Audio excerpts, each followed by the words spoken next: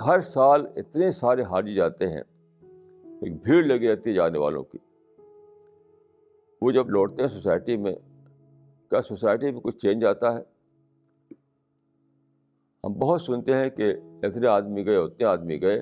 تو سوال ہے کہ جب لوٹ کر آئے وہ اپنے گھر میں، اپنی بستی میں، اپنی سوسائٹی میں، تو وہاں کیا چینج دیکھتے ہیں آپ؟ کچھ بھی نہیں.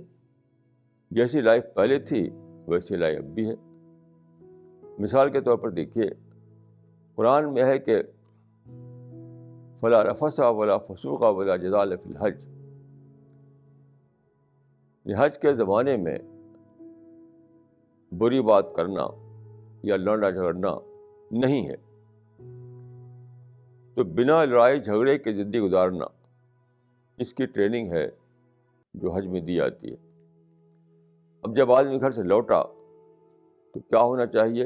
یعنی وہ ہوگا ٹرینڈ ہو کر لوٹا، اس بات کے لیے ٹرینڈ ہو کر لوٹا کہ زندگی گزارو بغیر لڑائی جھگڑے کے.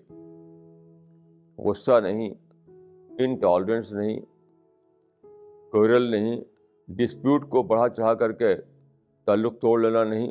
اس کی ٹریننگ لے کر کے لوٹا حج سے. تو اب اس کی زندگی میں ہمیں دکھائی پڑنا چاہیے، اس کے گھر میں دکھائی دینا پڑنا چاہیے، آس پاس سوسائٹی میں دکھائی پڑنا چاہیے. یہاں سے کچھ بھی نہیں ہوتا، کچھ بھی نہیں ہوتا. کسی کا شعر ہے کہ وہی رفتار بے ڈھنگی جو پہلے تھی سو اب بھی ہے. تو پری حج اور پوسٹ حج دونوں کے پیریڈ میں کوئی فرق ہمیں نہیں دکھائی دیتا. کیوں؟